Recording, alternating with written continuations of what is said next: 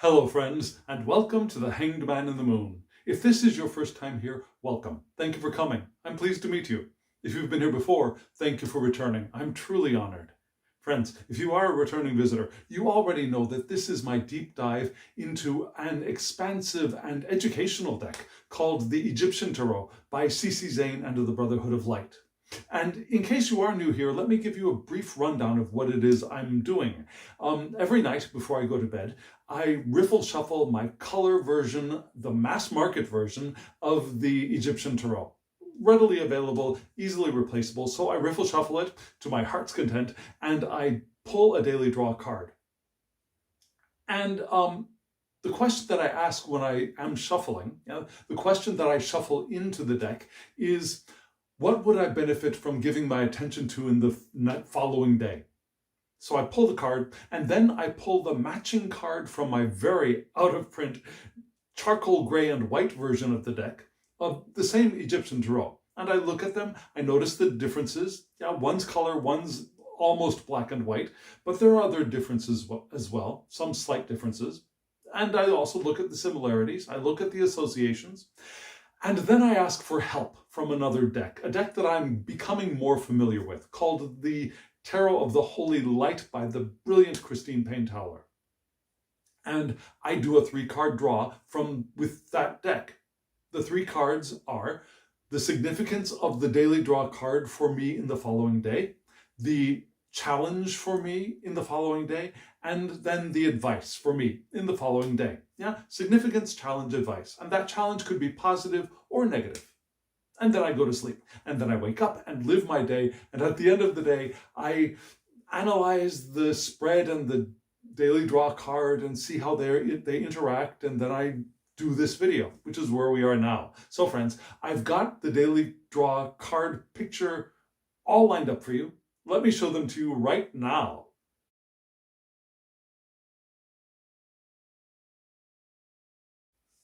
You'll notice that I said, let me show them to you instead of let me show it to you, right? Because as I mentioned, I have 2 different versions of the same card. So let me show you those 2 versions once more.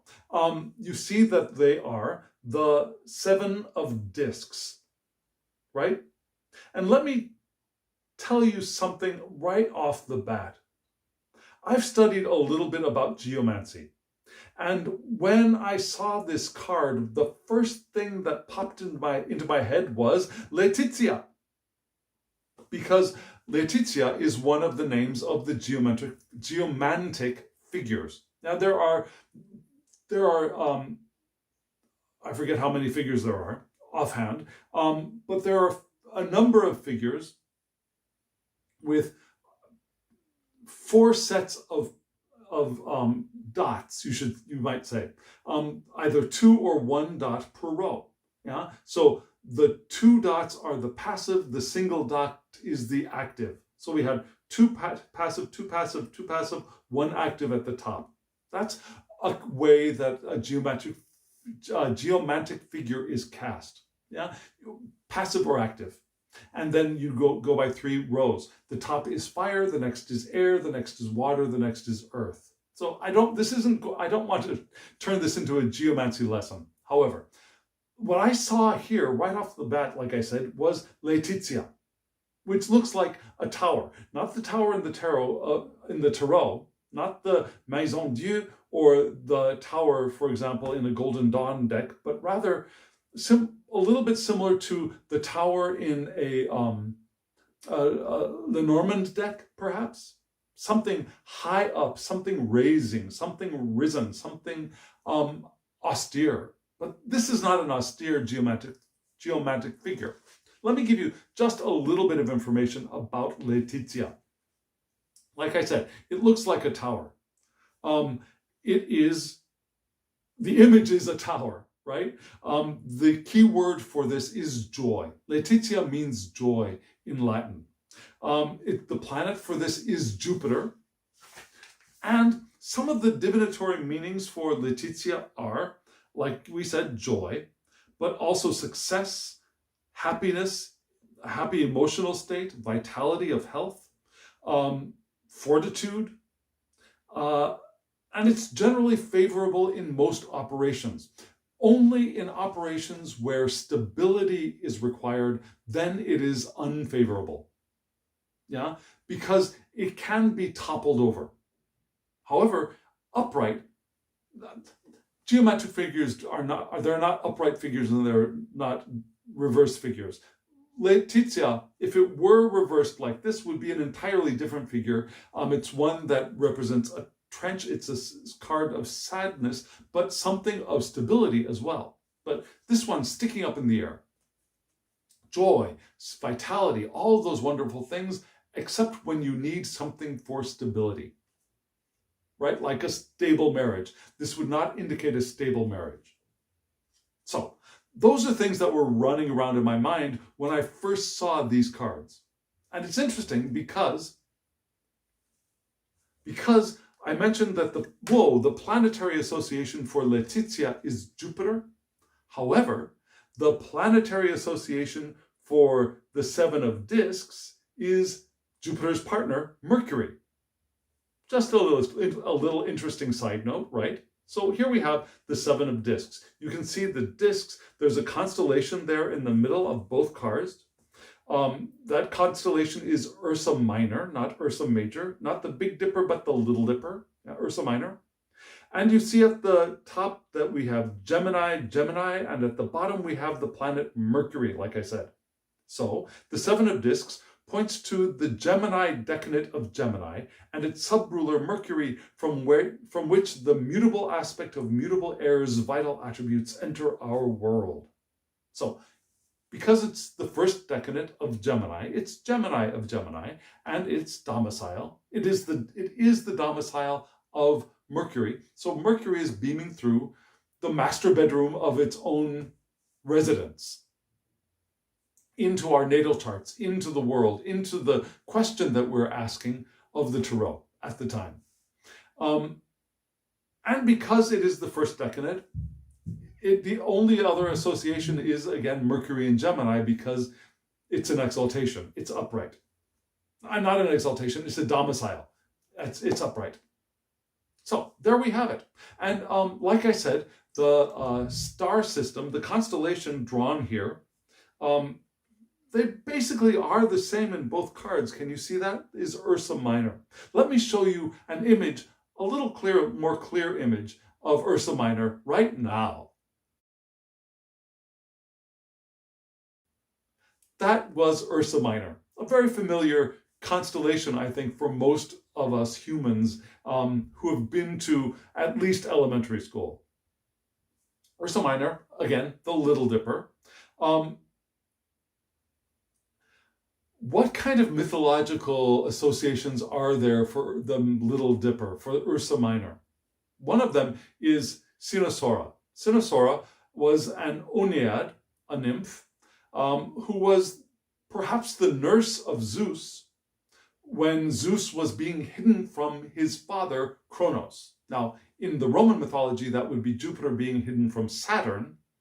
Interesting. But in Greek mythology, it was Zeus being hidden from Kronos.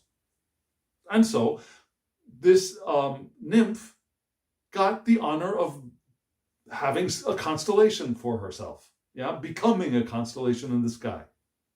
Another, what am I trying to say? Another one of the myths, another one of the myths surrounding this constellation tells of two bears, one a greater, one smaller, who helped save Zeus from the murderous Kronos. So again, we have Zeus being saved or protected from Kronos. And so we have the big bear and the little bear, Ursa Major and Ursa Minor. The third one that came up was that Ursa Major and Ursa Minor are right around the constellation for Butes. And Butes, if you recall, is the herdsman. So Ursa Major, instead of being a bear, if we think of the other constellation as Butes, Ursa Major becomes a cow. And Ursa Minor is the dog, the herdsman's dog. So we have that idea of loyalty. And we've got loyalty in, I think, all three myths. Loyalty, caring for the at the time, baby God, who still needs protection, and later will become the king of all gods. So that idea of protection, loyalty, and honor, all of those beings become honored in one way or another up in the sky. So what does the Seven of Discs try to tell us? Well, some very beneficial things, a lot related to money. Interestingly, money earned through a journey, a profitable business trip. Those are two possible meanings. Things that really had nothing specifically to do with me, at least that I knew of at the time. Intuition and an ESP experience. Those are interesting. Was hoping for that. Haven't really gotten one of those today, but still. Directed mental energy solving problems. That I thought could have been relatable to me for the day. Profit from writing, publishing, or teaching. Not really for today, but that's nice. News leading to financial gain. Event involving radio or television. Okay, not really related to me. Money from writing, again. Cash in a letter. A lot of to do with communication and money. And also travel and money. A telegram about a financial opportunity. Okay, cool. I don't expect anything like that to happen to me today.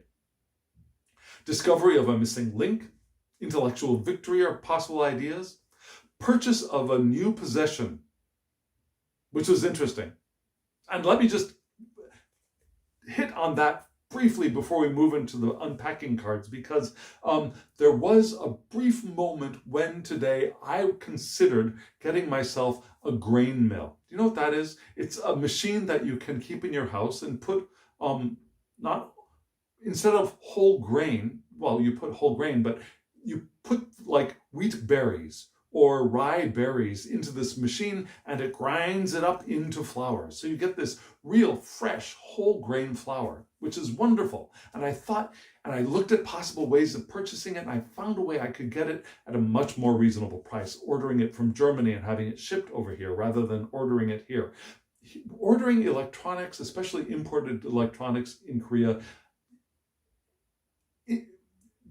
insanely more expensive, like twice the price that it would cost to be purchased either in Europe or the United States. So I found a way I could purchase it in Germany, about half the cost of purchasing it here in Korea.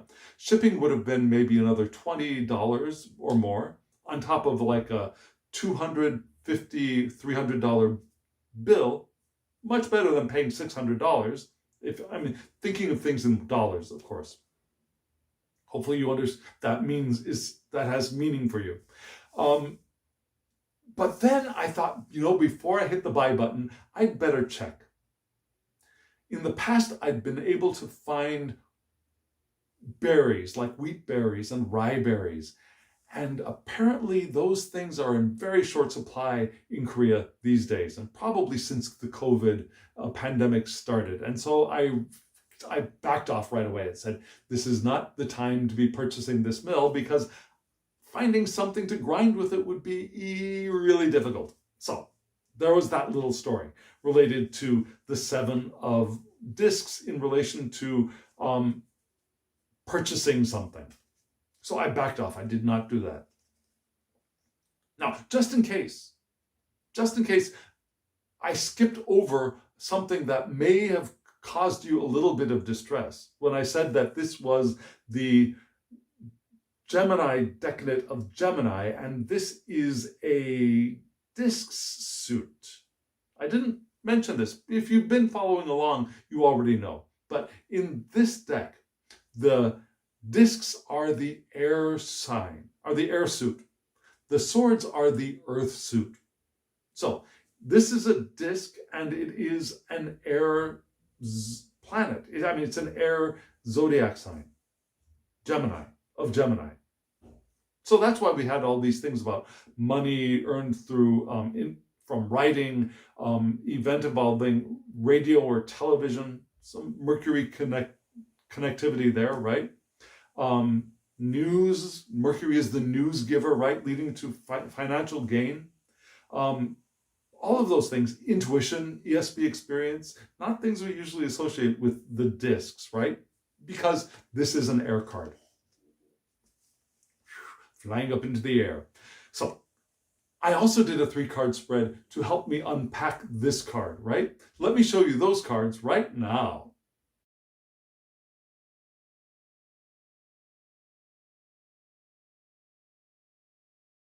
You just saw that my 3-card spread unpacking this card was from left to right, starting with the significance was the 2 of Wands reversed. That didn't make me too thrilled, frankly. Then I got for the challenge, the 4 of Swords upright. And then the advice card was the King of Wands, but reversed. So of course, I know, hopefully you know, that reversed cards are not bad things. They're not saying that you're in trouble, you've done something wrong, you're going to do something wrong, or you're unfortunate, you are cursed in any way. That's not what a reversed card is. However, while it does give us some medicine in the sense of a healing message, something to warn us off of danger, it does mean that we want to pay a little bit more attention in this case. And so seeing these reversals for this spread made me think I will want to be a little bit more careful the following day, being today.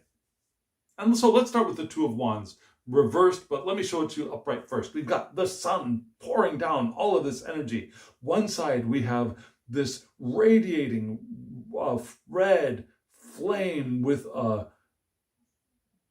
green fire below. And on the other side, we have this radiating white beam of energy and yellow flames below.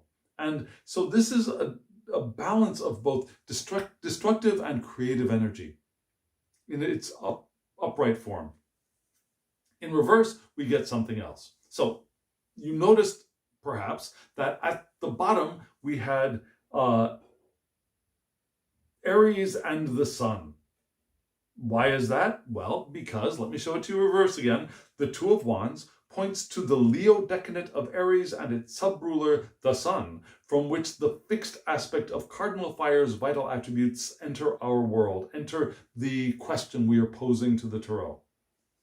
And because this is the 2nd decadent of Aries, in reverse, instead of a complement, we have a detriment. And the detriment here is Mars in Libra. And Mars ain't too happy in Libra.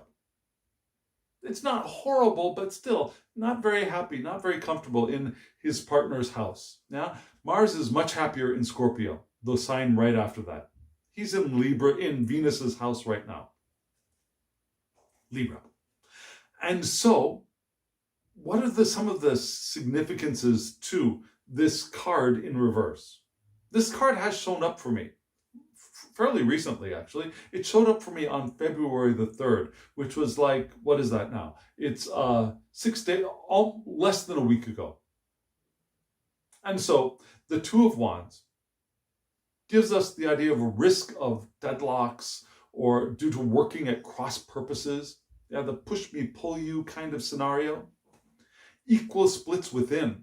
Now, it doesn't have to be a conflict from the outside. It could be a conflict within too, right? Such as optimism and pessimism. Damned if you do, damned if you don't. Yeah, wanna but don't wanna. Yeah, hot and cold, running hot and cold, right? It could be a standoff with external limitations, certainly, but it could be a standoff within as well. Fear that we might have taken on too much. And the advice for this card being a reversed card is to regain our bearings before launching back into action. Which is interesting, considering it's unpacking this card, right? Which was profitable business trips, intuition, a discovery of a missing link, intellectual victory. This is a potential, but that potential could be blocked by conflict, probably internal conflict, possibly external conflict. That's what I think this is pointing to. Yeah, Mars being in Libra gives that struggling feeling. So that's where we begin. And so the challenge, I think, was a good one here. We got the Four of Swords. That's a challenge. And in this case, I believe the challenge was a positive one, something to reach for, something to strive for. Because this Four of Swords is good medicine, I think, for the Two of Wands reversed.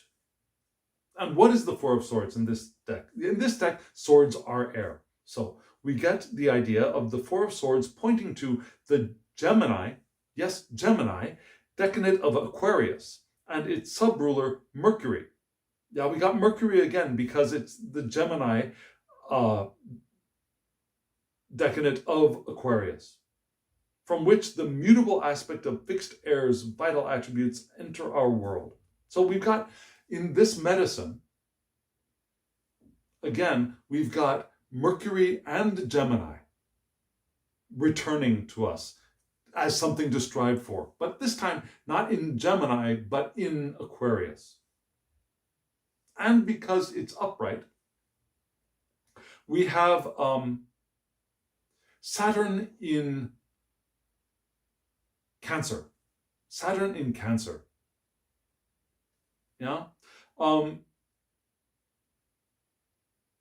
So what is that? Well, look at this image. This image is very helpful, I think. We have a figure lying on a tomb or some kind of a rocky table-like thing. That figure has two heads, one male, one female, right? On one body.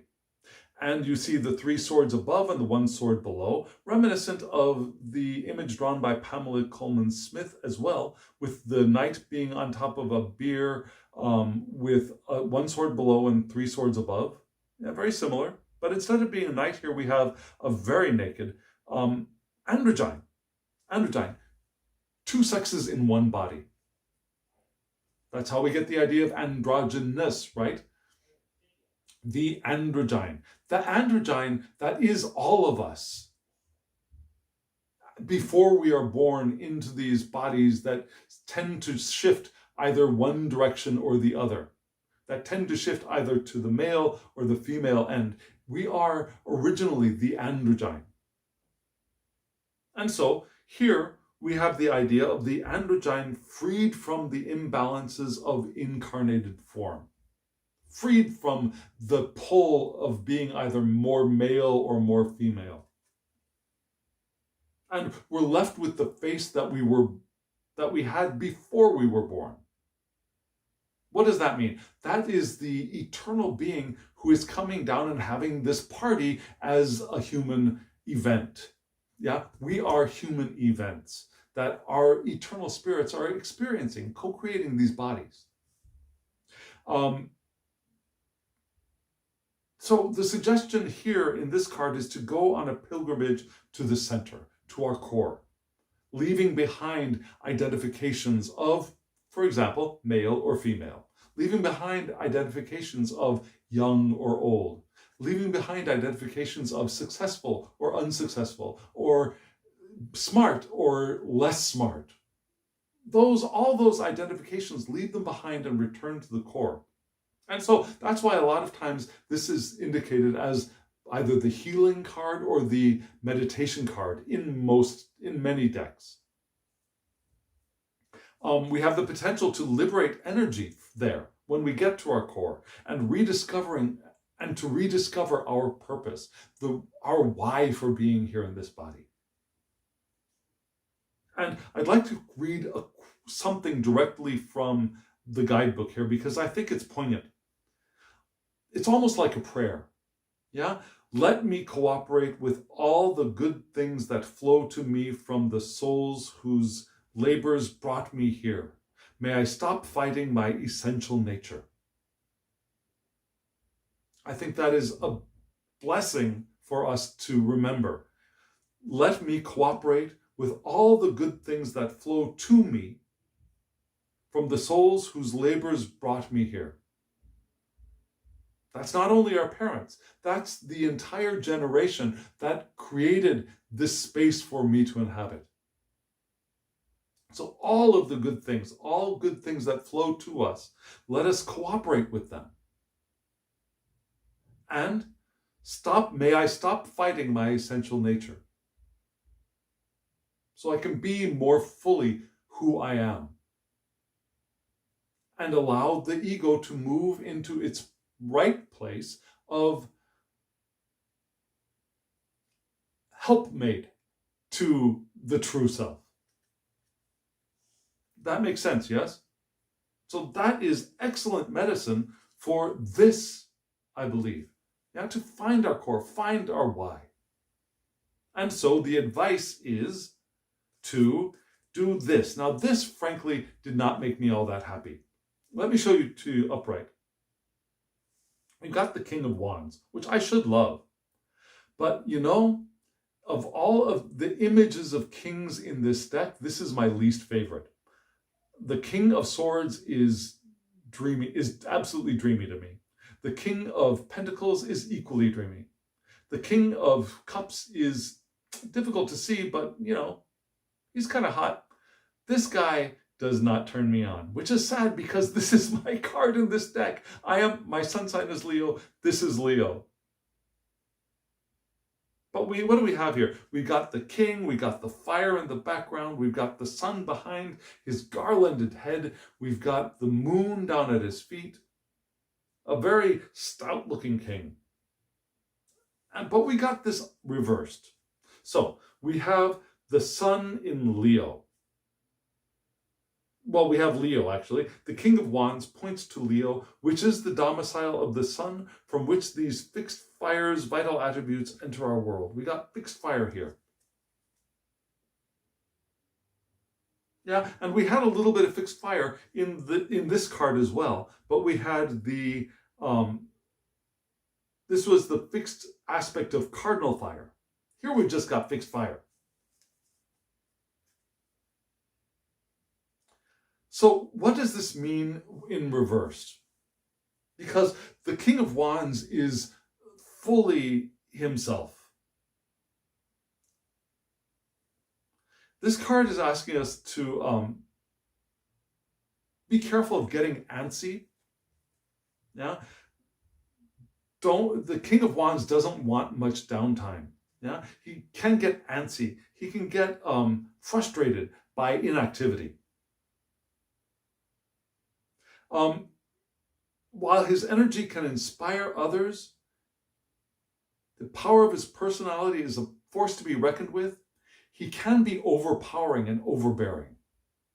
And he can be a little petulant if he doesn't get his way.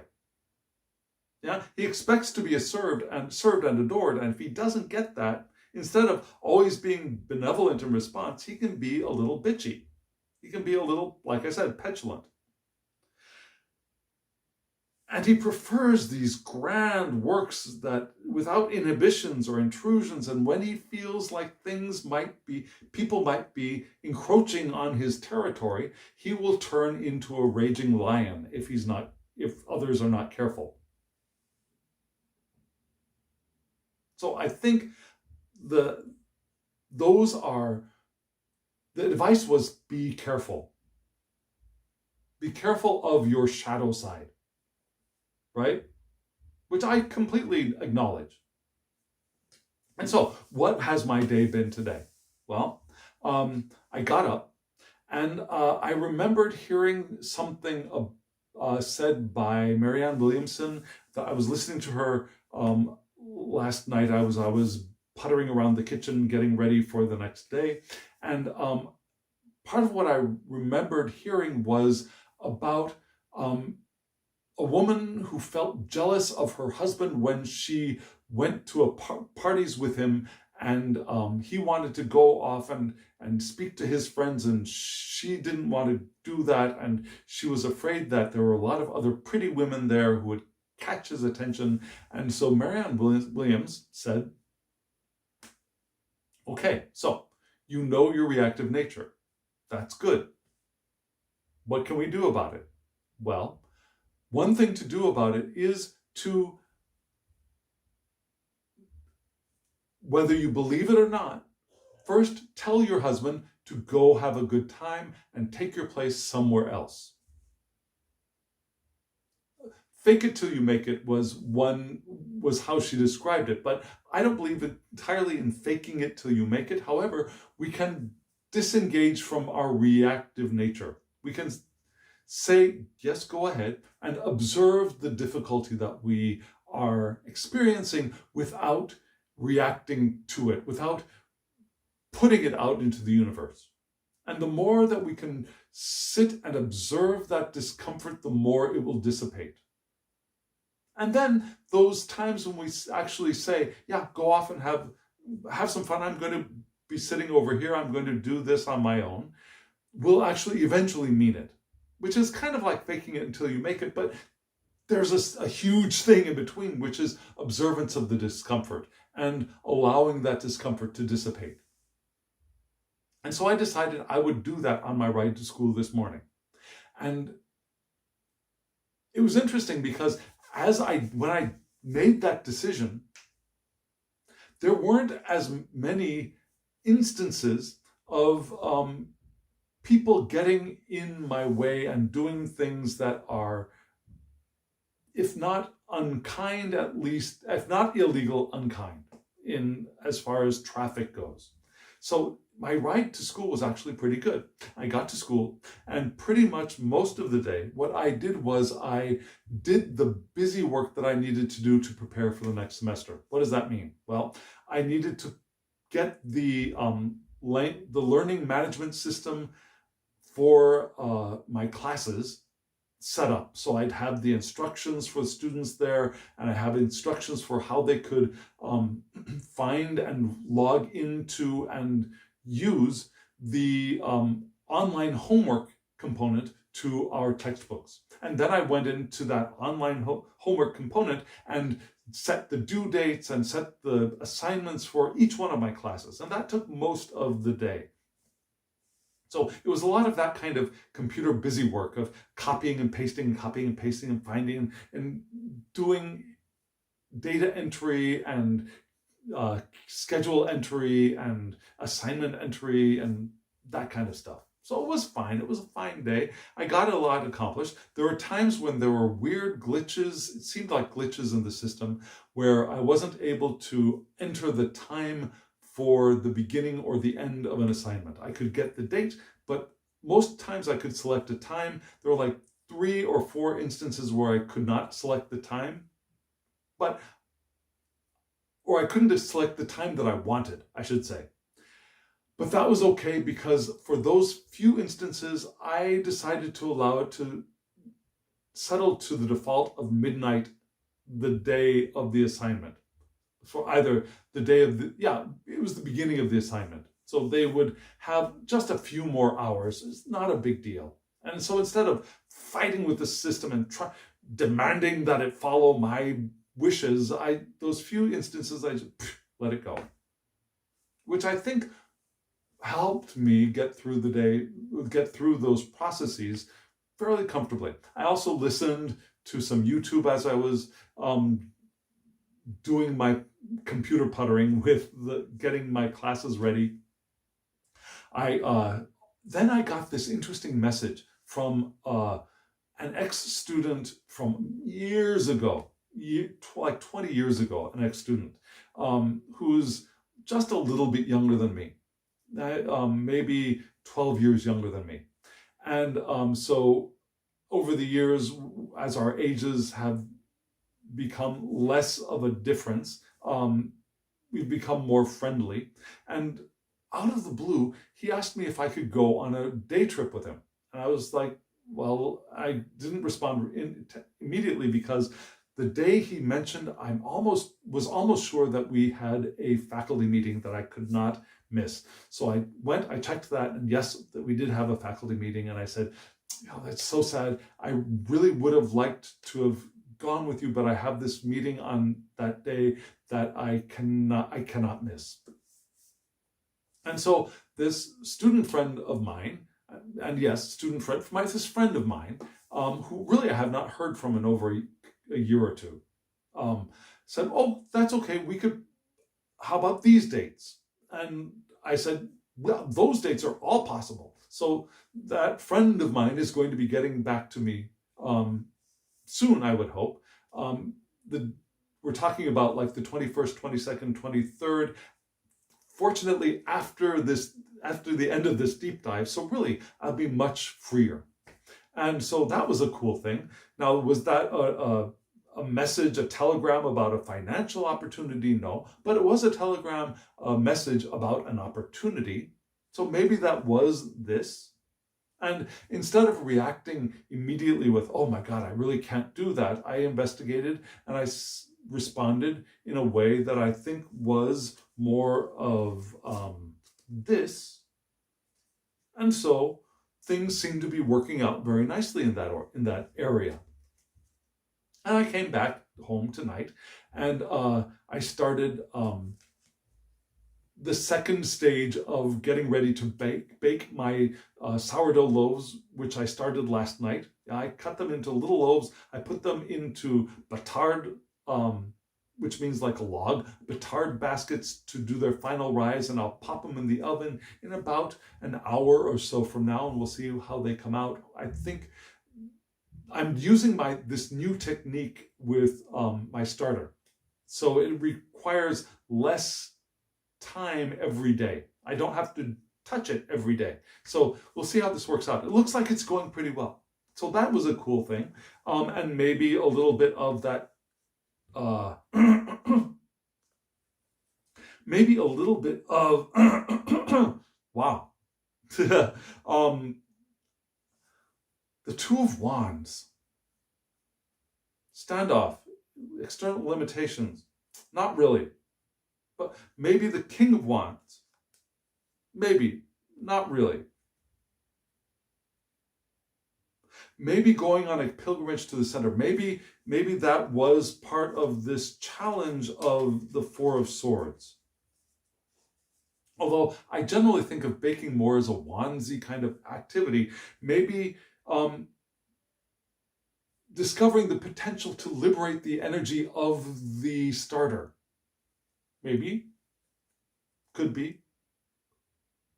So that was my day. I do think this was a beneficial day. I was able to solve problems on the computer. I was able to direct my mental energy to solve problems, yes.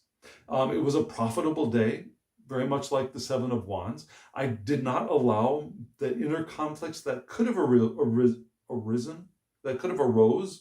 when things weren't exactly working out, or when I got really bored doing the same task over and over again, as a potential trap of the Two of Wands reversed. Instead, I went to, I think, my center and discovered my own resources there.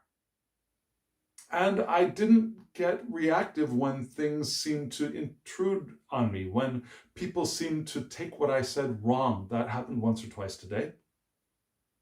Like the King of Wands might have gone on a, how dare you misinterpret me? Yeah, but I didn't do that. I just let it go, like they say, yeah?